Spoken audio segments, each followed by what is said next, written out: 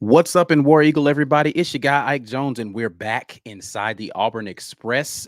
News from On3 reporting recently Hank Brown has been named the starter for the New Mexico game for the Auburn Tigers. We're here to react to that live right here with you all. Go ahead and jump in here, share the content with somebody, let them know we're in here having the conversation. Appreciate everybody for tuning in right here on the Auburn Express, powered by the War Report. You got Ike Jones.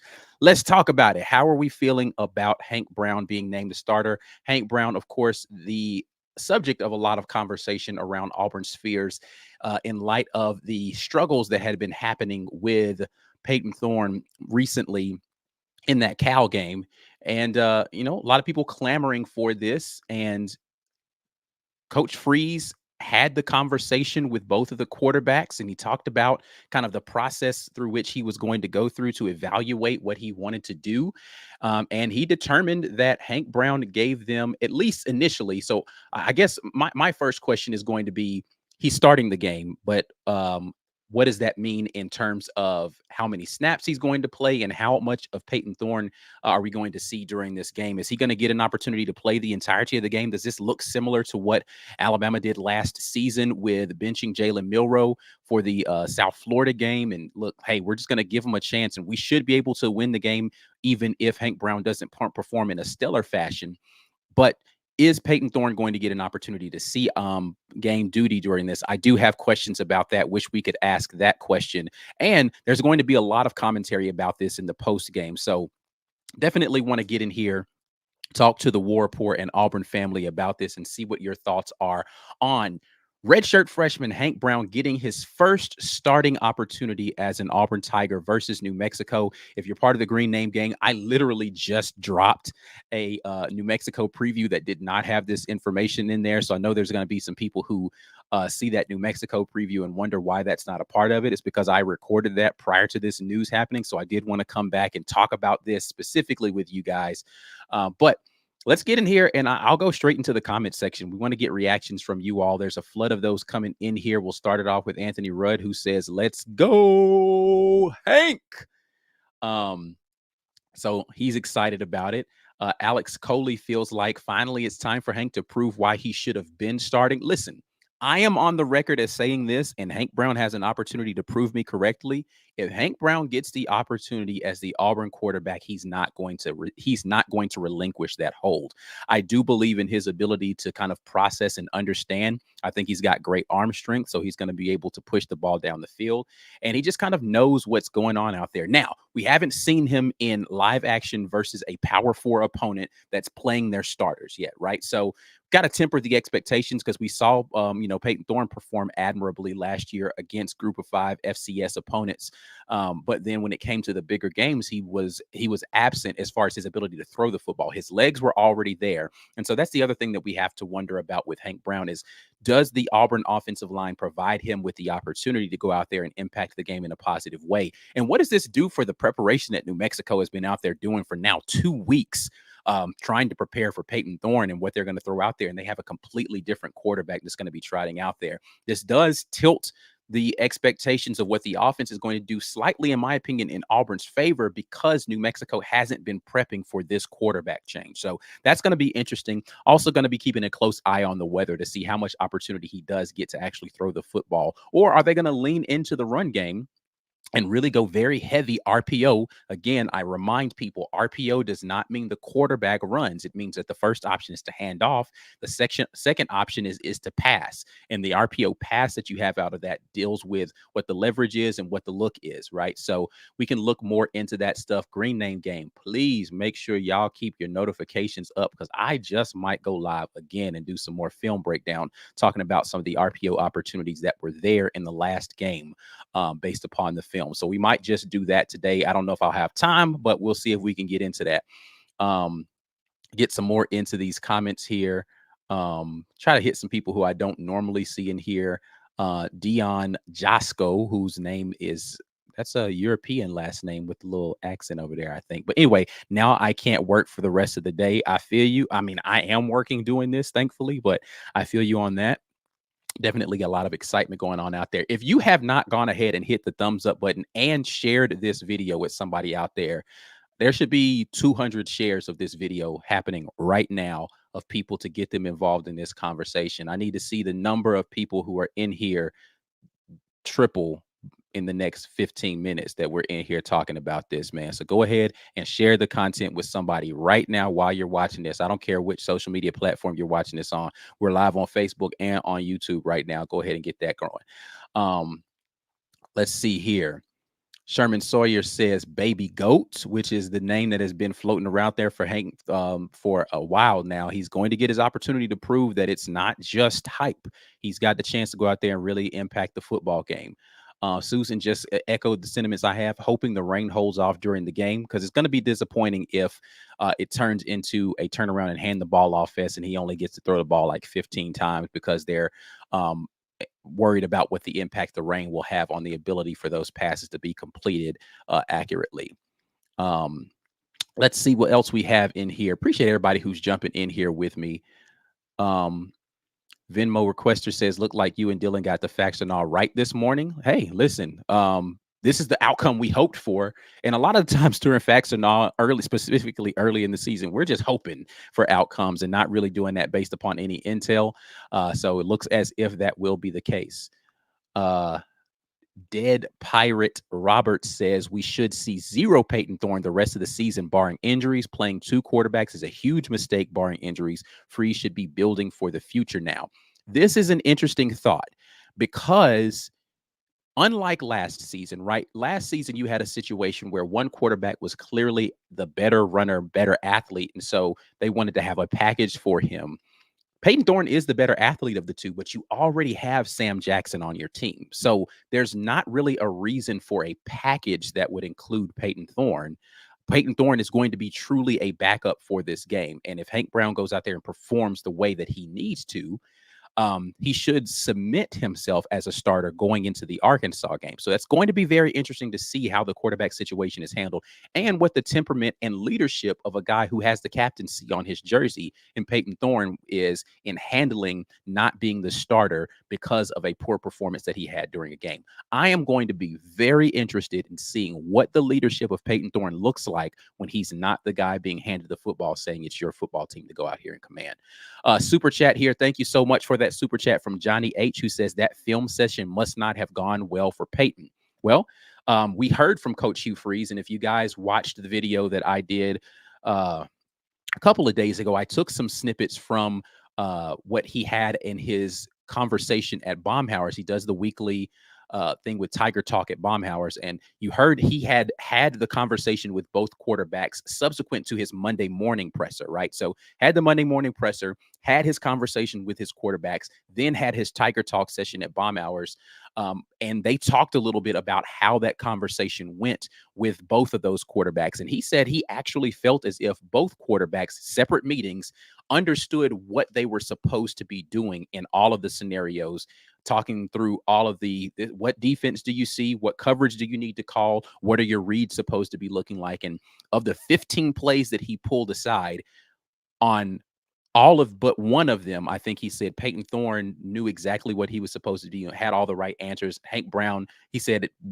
equally did well in those conversations. I think for me, and this is what I thought, this is what the conclusion I came away with from that is that, okay, you, Peyton Thorne, know what you should be doing, but for some reason it's not translating to the field, right? And this young guy who's got all the tools also knows what he should be doing.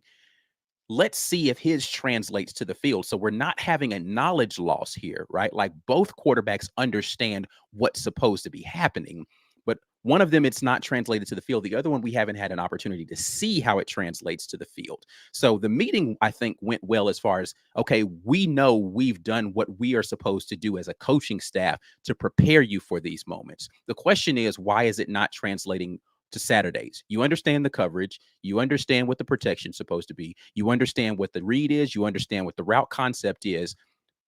What's the final step that gets you to making the right decision? So I think it might have just been something subsequent during the practice of seeing Hank Brown get some more of the reps at the first team that they gave a confidence to say, all right, we're going to give you a shot, young man. Let's see what you got out here. Can you produce in this game where You've got the talent to be able to do this as a quarterback, and the rest of the team from a talent perspective should be able to overpower what they're doing. So the only reason that the mistakes should happen here is if they let you down or you let yourself down. So let's see what he's got in this scenario. Looking forward to seeing how that comes out there. Another super chat here from Big Unk who says, Ike, what you think about the change? We're in here talking about it. I think that it is the right decision to make because it's the right time to make the decision, right? If it doesn't go well, you've got plenty of time to pivot and go back to Peyton Thorne or to give somebody else a shot. I know a lot of people are like, I'm done with Thorne. I want to see whoever else besides Peyton Thorne. If it doesn't go well, it's not like you kick Peyton Thorne off of the team. But again, I'm interested to see how Peyton Thorne handles this benching, right? Is it a true benching or is it just like, hey, we should beat New Mexico. Let's give this guy a shot and see what he's got. Or is it a benching or is it a tryout, right?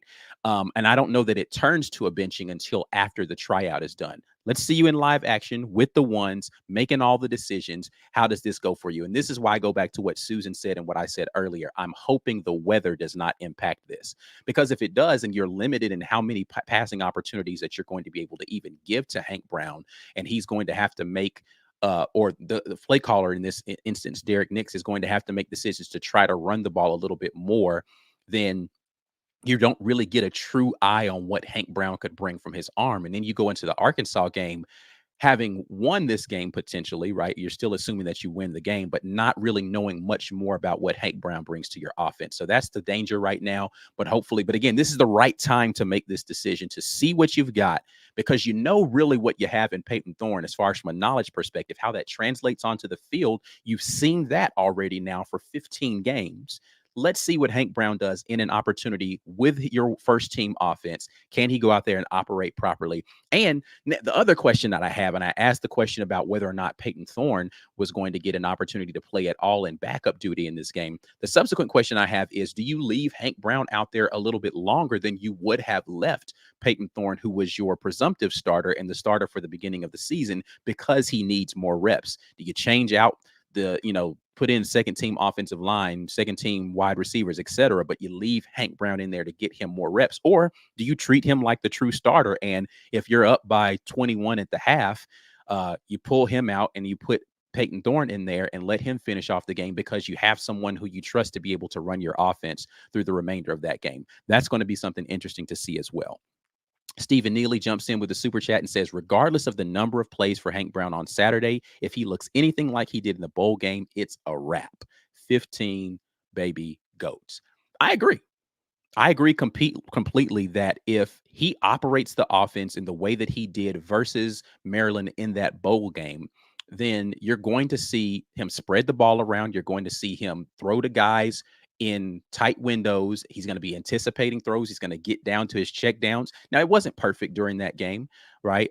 He did have like one throw that was behind the running back that was flaring out there to the side, but it was still a completed pass and made a great catch. But it wasn't perfect, but I don't think the expectation for Hank Brown needs to be perfection here. And what sort of leash does he have to go out there and make mistakes, right? That's another question that you have to ask yourself. If he does go out there and he throws an interception or he misses a wide open opportunity, how quickly is the coaching staff willing to say, all right, we've seen enough? Right? How much is enough for Hank Brown in this one game, in a very winnable game versus a New Mexico's defense that has quite honestly been porous so far this season? They are, by the numbers thus far through 2 games for everyone, the worst defensive team in the league. They are. They rank 133 in total defense right now, as far as they've given up an ungodly amount of yardage to every team, or both of the teams that they've played so far this season, Montana State and Arizona. So, how much leash are you willing to give to Hank Brown in this scenario? I will be interested in seeing that as well. Stephen Neely, that's the one I just read. Apologize for going back to that. Another super chat here from Dread Pirate Robert, who says, downtown Hank Brown. Baby goat, downtown Hank Brown. The man hasn't played a full starting snap yet, and he already has nicknames. Legendary. Bubba and the Old Man Sports Talk. Good to see y'all in here. I don't know which one this is, Bubba or the Old Man, but good to see y'all. Hopefully everything's going well with y'all. Haven't seen y'all in a while. Regardless, got to win these things: line of scrimmage, time of possession, and the turnover battle. Agreed with this 100%. I would say time of possession isn't as necessary a thing to win, but turnover battle, you absolutely need to get on the plus side of that. You're -7 on the season so far as a team, and had 5 turnovers in that last game. And then you definitely want to get in a position where your line of scrimmage is non-negotiable. You should win the line of scrimmage. And I do believe that Auburn, for the most part, won the line of scrimmage in the Cal game. And that's the thing that's most disappointing, is that when you have a team that has won the majority, I think, of reps at the line of scrimmage, enough for you to be able to put up points, and you're still not producing, right?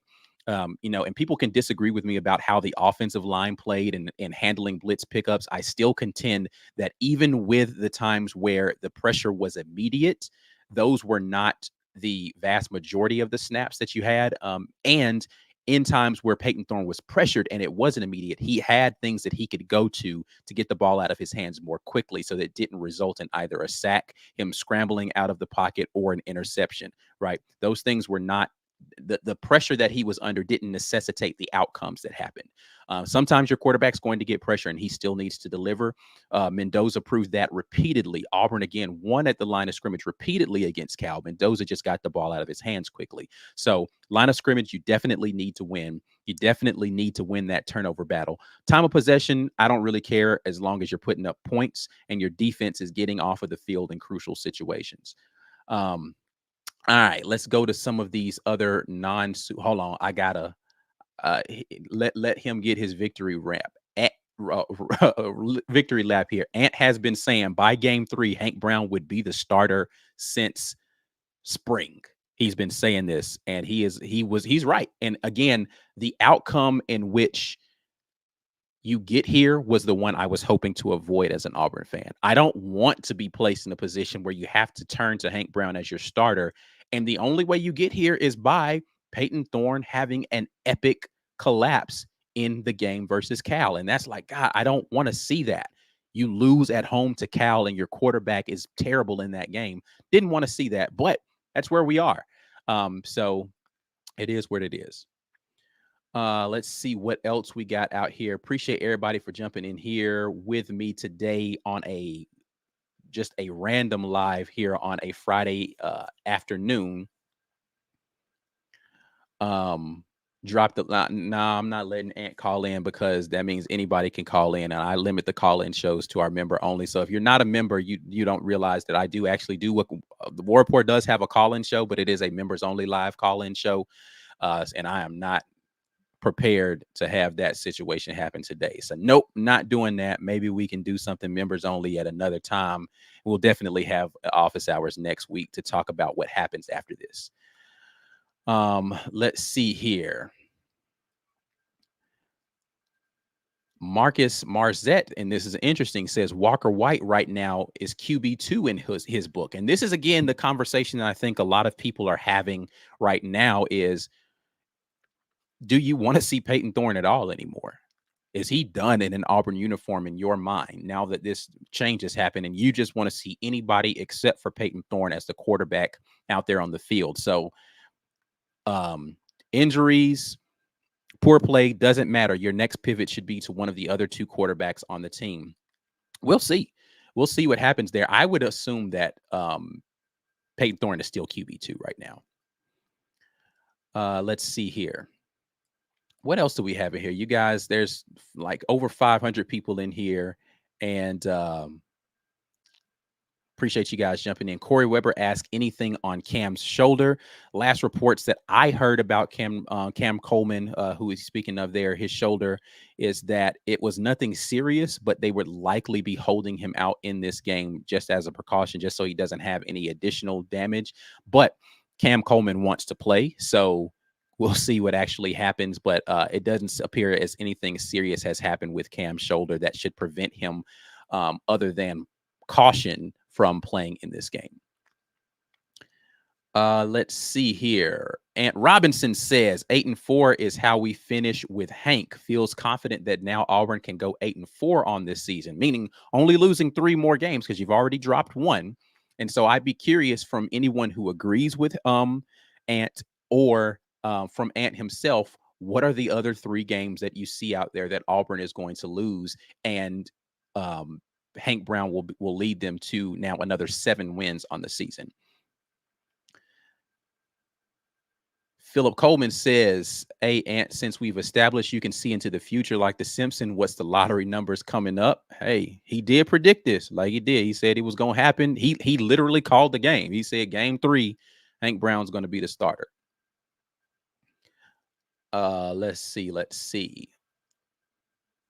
Mitchell B asked late to the show, where did this wonderful news come from? This was a report from On3 stating that he had been announced as the starter, I'm assuming to the team. I didn't read the full article, but I did see the tweets out there from On3 about it, that Hank Brown had been named starter for this game. So this is per On3. This is not my intel. This is something that On3 reported. So if it's 100% wrong, you can blame them. I'm just reacting to it. Jack W. Watson says, does Hank have a favorite receiver? I don't think anybody knows the answer to that until you see in the game. Listen, favorite receivers tend to come as a result of rapport that you've built in game, right? Like during practice, you'd be you wouldn't even have an opportunity to play in the game if you just kept going to the same receiver and forcing the ball to them over and over. You have to make the right read and get the ball where it's supposed to go. So you wouldn't see that in practice. You really wouldn't see that in limited scrimmage opportunities, particularly since Hank Brown has not been taking first team reps for the vast majority. So most of the guys to this point that Hank Brown would have been building some sort of chemistry with would have been a part of the second team. So you're going to be looking at guys. This is going to be interesting. You bring up an interesting point there, Jack. If Cam Coleman doesn't play, do you see a better chemistry between him and guys like Cam Brown or guys like Perry Thompson, who have been playing with that second team as wide receivers? Does he have a better chemistry built up with guys who have not been playing as much because they're playing with the second team? So that's going to be interesting as well. Let's see. Any other interesting, lot of chats coming in here. And I'm kind of trying to talk and read at the same time, so I apologize. James Morris says loss at Georgia, at Missouri, and home against A&M. So you're predicting that Auburn goes on the road and beats Kentucky, which Kentucky hasn't looked so good so far this season. That's not a crazy take to have. And goes on the road and beats Alabama, but loses at home to Texas A&M. That's interesting. I don't think Texas A&M has played particularly well so far this season. They're in the midst of a quarterback situation right now. I believe, if I'm not mistaken, that Connor Wigman, the starter that was named at the beginning of the season, is not continuing in his starting duties. I don't know if that's fully injury or just because of play, but it's going to be interesting to see where A&M goes offensively now that they are having some upheaval at the quarterback situation. Ant says that Georgia, Missouri, and Bama will be the 3 losses on the season. Those are the best 3 teams on Auburn's schedule as far as the rankings are concerned. So that would make sense to me. All of those games are on the road. So I understand that. But again, predicting a win on the road versus Kentucky. Let's see here. Dun, dun. James says Hank beats Bama to solidify his status for next year. This is the other interesting conversation that has come up as a result of this, is whether or not Hank Brown performing well changes the trajectory or the direction that Auburn goes with its quarterback recruiting, right? There's been plenty of conversation about Juju Lewis to start the fall, and then subsequently now a lot of Deuce Knight conversation. Do those quarterbacks come in now if Hank Brown performs the way that a lot of Auburn fans think that he will perform, and see a different scenario around whether or not they have an opportunity to start immediately if Hank goes out here and balls out? Right. If he just plays okay, they may come in and say, okay, I've still got an opportunity to compete. But if he comes out and he is Quinn Ewers, right? And a guy who's, and when I say Quinn Ewers, I mean a guy who not, a 5-star prospect transfer, I mean a guy who has multiple years of eligibility ahead of him, but seems to have a grasp of what needs to happen from an offensive standpoint. Does that change what you do? But here's the thing. It didn't change it for Texas. Quinn Ewers was going to be the quarterback there. They still went out there and they got Arch Manning, right? And so I don't know that this changes anything immediately, other than what it should change and hopefully changes in the minds of a lot of people is it looks like the offense is now competent again, right? So hopefully you get into a place where you have a competent offense that a quarterback can see themselves flourishing in moving forward. And that's what the hope is for the Auburn faithful. Let's see here. What else do we got? Daniel Moultrie says he better not hear people booing Hank if he struggles. I don't think people will boo Hank if he struggles in this game. I think that the fan patience will be there for him a little bit.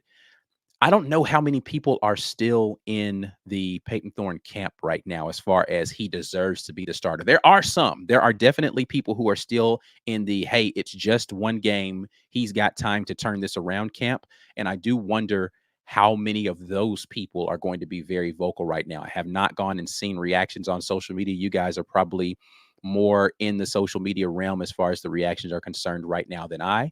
But I do wonder whether or not that's going to be a situation where the people who are still in the Peyton Thorne camp will now be very vocal if Hank Brown doesn't perform well and say, see, this is why right here, right? So we'll see. But I don't think the stadium by large, I don't think the stadium as a whole will go out there and boo. Clifford Radney says, with Hank Brown 9-2 at Georgia, at Missouri, and that's the plain truth. Thinks again that Kentucky and Bama are winnable games now with Hank Brown as quarterback, and thinks that Texas A&M at home, unlike whoever that was earlier said, will be a win for Auburn. Prentice, not a fan of Missouri, says that dude is high. I'm not buying the Mizzou hype. Hey, listen, until they lose, the hype is valid, right? The Auburn hype train was in motion up until last week. You got to lose a game before you lose the hype, I think. You can lose hype around certain players, around certain things, but I don't think the team as a whole, until they lose a game, needs to have any hype reduction at this point in time. Now, I will say at the beginning of the season, I always said that I thought that Missouri was a little overrated going into the season because I wasn't sure how their defense was going to perform. So, and I think the jury is still out on that defense because they haven't really been tested yet, but we will see very soon what that Missouri defense can do. Let's see. Alan Brooks says, if Hank balls out, that's a good thing, right? No matter about the QB recruits. I mean, again, the QB recruit and what their expectations are for starting immediately determines whether or not Hank balling out is a good thing. I would be of the mindset that you'd rather see a competent offense out there. And then if you're confident in your abilities, you can go and compete anywhere. Because here's the thing. These guys that Auburn is going after, whether it's Juju Lewis, whether it's Deuce Knight, and go down the list of any of the other ones that may be out there on Auburn's radar, are also being courted by teams that they would likely be sitting with. The only caveat to that would be if they're being courted by Colorado, right? And they're not, in my opinion, as far as a talent and what they're capable of doing on the field position in the having the trajectory that Auburn has from a talent acquisition standpoint. But you do know if you go to Colorado, you can compete immediately for the job because their starter is leaving after this season regardless. There aren't a lot of other teams that have that situation, right? Quinn Ewers is going to be gone at Texas, but the heir apparent is already there. So you're going to be going into a situation where you'd be QB2. Ole Miss, maybe, but I think that they feel good about the young quarterbacks that they have in their room. But you could potentially go to Ole Miss. Missouri is another team that maybe you could go there, right? Because Brady Cook is going to be on his way out the door. Do they feel good about the other guys they have coming in? So maybe you could go there. Ohio State seems to be very open to bringing in new quarterbacks every year. I don't know if they're going to turn it over to a true freshman at quarterback there. I'm just looking at places where you're at the upper end of expectations coming in from the quarterback standpoint. And a lot of those places have young quarterbacks or they are not really offensively minded, like a Michigan, right? Like, I don't think a lot of quarterbacks are looking at Michigan and saying, this is a place I can go and be a productive QB. Notre Dame is the other big one, of course, that you're seeing right now for Deuce Knight. And, they have had some high profile quarterbacks land at Notre Dame. I don't know that any of them have panned out particularly well as of yet. But so competency on offense may actually help you in the scenario if you're going into a Deuce Knight battle versus Notre Dame. If Notre Dame continues to struggle offensively, particularly in the pass game, I won't say struggle, but not look prolific in the pass game. But then you come in with a guy who can operate your offense the way it's intended to. And I've said this repeatedly, you don't have to play 3-4 years as a starter to be able to get NFL eyes looking your direction.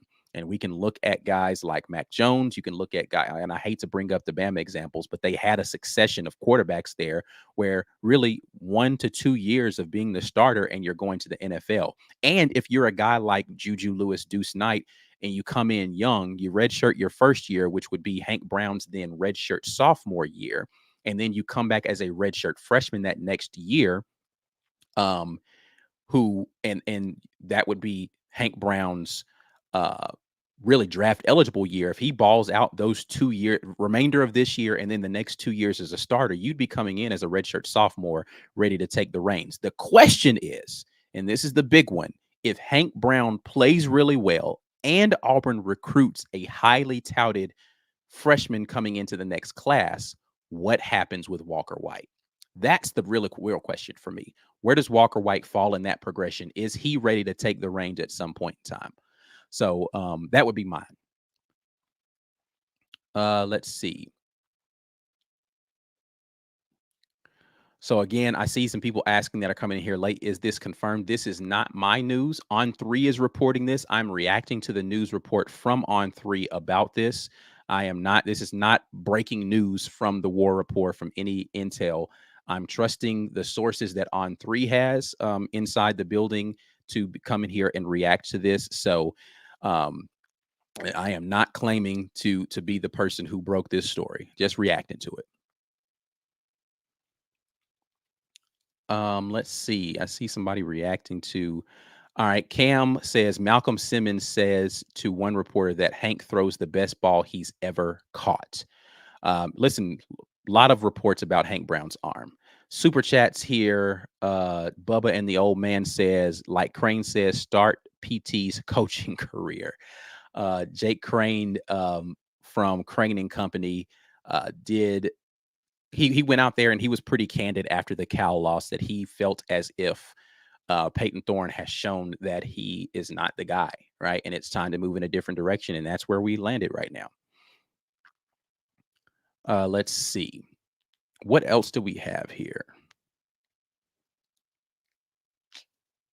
Philip Coleman says, does Hank got some wheels on him? If he can scramble a bit and make better decision, he will solidify his role.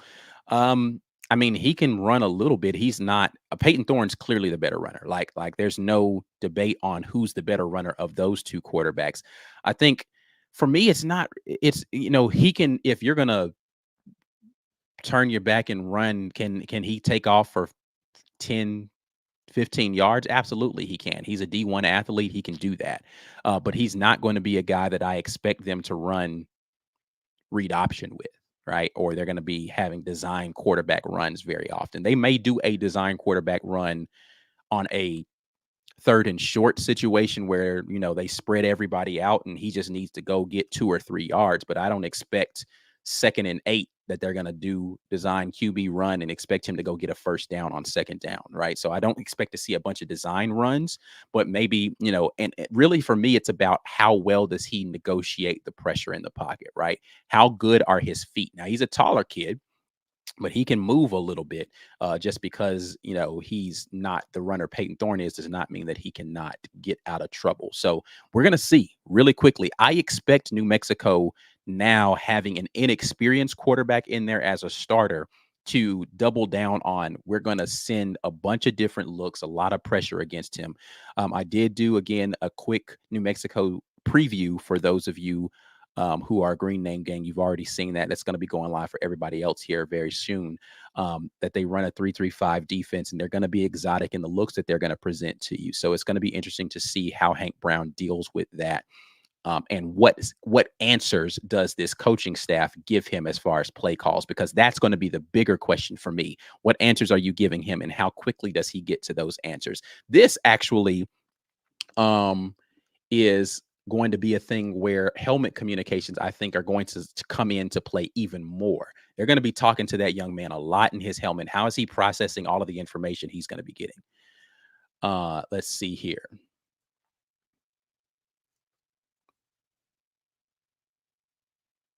Brad Browning says, if you want to run the ball, let Hunter, Austin, and Cobb eat. Absolutely. Quarterback does not have to be a runner in this offense. Hand the ball off. Listen, it's for an RPO to work properly. I'll say this again. It's not about the legs of the quarterback. It's about the quarterback understanding where his answers are. What's the box count? What's the count on the outside? And then if there's a blitz coming, what am I reading hot off of that? You need to be able to do all of those things. Again, on the whiteboard, Hank Brown has those answers. We're going to see whether or not he's got them in the game. Let's see. The Adventures of Peaches the Wonder Pup says, everyone said Peyton couldn't run, but when you have SEC defense, you learn. Yeah, I don't know. I mean, I don't know that everyone said that Peyton couldn't run. There were certain people who said that Peyton Thorne could run well enough to be able to keep defenses honest. And I'm not going to say who said that, but there were people who said that. But I will say that Hank Brown is not the runner that Peyton Thorne is. So James Barnett says Hank is faster than what people realize. He just doesn't run because he can get the ball out quickly. He won't need to. Again, I mean, I don't know. Maybe he has a deceptive amount of speed on him. He's a tall guy. Again, he's a D1 athlete, so he's not going to be crazy slow. But there are too many examples of non-runners in both collegiate and professional football for people to not be stuck on the fact that a quarterback, quote unquote, can't run. I don't think that that's a necessity. So we'll see what will happen there. James Moore said all major sources are confirming this is a fact. Again, I don't claim to be a breaking news source. I'm a react to the news guy, and I trust the sources that are out there in the Auburn beat that do a phenomenal job of covering this team. And so I trust that when they say that they've confirmed things, that they have indeed confirmed them, specifically when it comes to things like this. Right? I said I don't follow recruiting, but if you're reporting on who's going to be the starting quarterback for Auburn, I'll trust that. Let's see.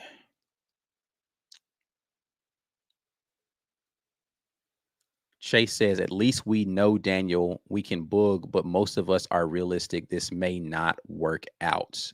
I guess that's in response to something Daniel said. Daniel Denny asked, what if Hank isn't the guy? This is something that was asked earlier. I don't think nothing ventured, nothing gained. I think that's kind of what Brad was saying there. Or excuse me, Chase was saying. If he isn't the guy, then you move on or you move back. But you don't know if he's the guy or not until you play him. You don't have the opportunity to know until you see him out there in action. And I don't know how much you learn.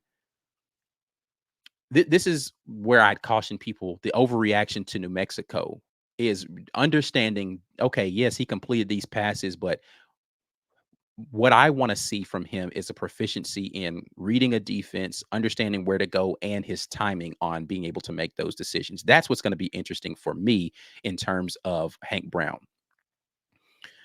So I'm looking forward to it because I have a lot. I will repeat again something that I said during the offseason. It's here now. So Hank has an opportunity to prove me wrong. I said this. If Hank Brown gets a shot, I don't think he relinquishes the starting role. I just don't. Now he's got his shot. I don't think he's going to relinquish it.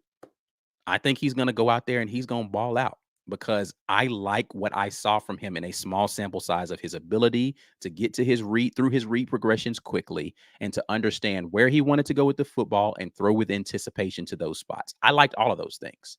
And so he's got an opportunity to prove me right or wrong right now in this game versus New Mexico. Again, I know New Mexico's not Georgia, right? I get that. But in order to get to a place where you feel comfortable starting him at Georgia, he needs to start versus New Mexico.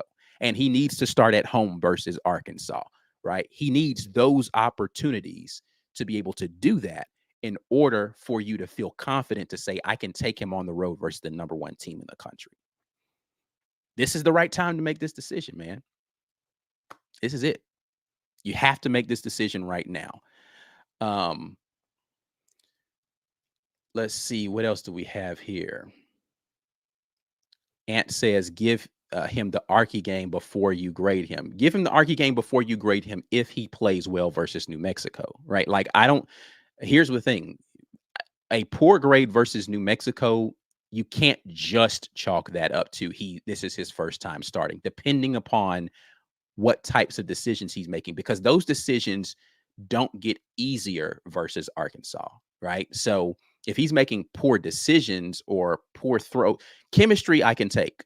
Poor decisions I can't, right? Like, you got to fit, like, is he making the right decisions? And if he's off on the throws because he just doesn't have the chemistry and the timing, okay, right? But you can't walk into Arkansas with a quarterback that's making poor decisions. And that's kind of the decision that Coach Hugh Freeze had here with Peyton Thorne is, you've got all the knowledge, but the decision making is what we question here. Your ability to make decisions under fire. Can you do that? And he was not doing that. So I can't ride with a quarterback that's making poor decisions. And so that's going to be the thing that we'll need to look at. If you are, I will put a plug in this for this again. If you are not a member of the War Reporters membership community, you need to go and do that, because we will be watching this film back versus New Mexico next week to see what Hank Brown actually did during the game. And we're going to be very exhaustive in going through that film. So make sure you get your membership active so that you can get that firsthand look at Hank Brown as the starter going into next week's Watch the Film. Eric Montgomery, again, since Coach Hugh Freeze places so much importance on practice, do you think this is the case where Hank earned the start, or is this a reaction to the pressure from the fans and the media? I don't take Hugh Freeze as a person who reacts based on fans and or media. And I said this, I think maybe in our office hour session with our members, and I'm not sure if you saw that or watched that, Eric, but what I assume is, because you have this sample size, and this is, listen, this is Coach Hugh Freeze's own words, that at some point in time, your tape has to become your resume, right? The tape on Peyton Thorne being his resume is not one that earns you a lot of leash anymore. And if Hank Brown makes it close during practice, you got to give him a shot. Even if Peyton Thorne, if you measure, I don't know how they measure all this stuff and they chart it out, blah, blah, blah. Even if Peyton Thorne performs slightly better, if it's close with Hank Brown, you have to give him a shot, because what you see from a resume standpoint says go to the other guy and see what he's got. Because though he's doing all this stuff in practice, it's not translating to the field. And that tape becomes your resume, not your practice reps, not 7-on-7 drills. The tape has to become the resume. So you've seen good tape in practice and poor tape on the field. Let's see if we can see slightly worse practice tape, better outcomes on the field. That's what's left to see.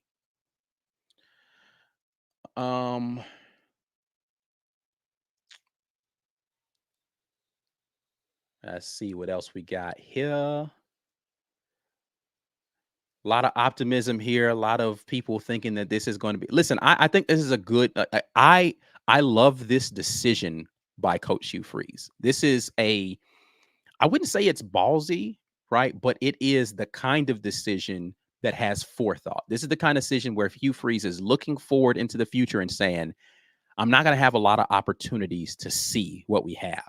And so we have to make this decision now in order for us to have any idea of what we've got going forward. Like, do we just need to change the offensive strategy completely because we don't have a quarterback who can run this stuff? Or is Hank the guy? Let's see what we got out here and let's let this offense get into high gear. This is the right time to make this decision, man. It is. All right. I'm gonna get out of here, and I'm sure there's plenty of other places that are having reactions. There are probably message boards all over the place. Before you all get out of here, make sure you please hit that thumbs up button on this video. Go ahead and like this video. Subscribe to the channel if you haven't already, and then go out there and share the content with somebody, man. And we appreciate this. I will try to get back with you guys before I got a lot of stuff before I got to get out of town. I'm heading down to Auburn tomorrow. If I don't get a chance to do that green name game, I'm talking to you, then, we'll just talk after the game. But that's it, man. I'm out of here until the next time. And as always,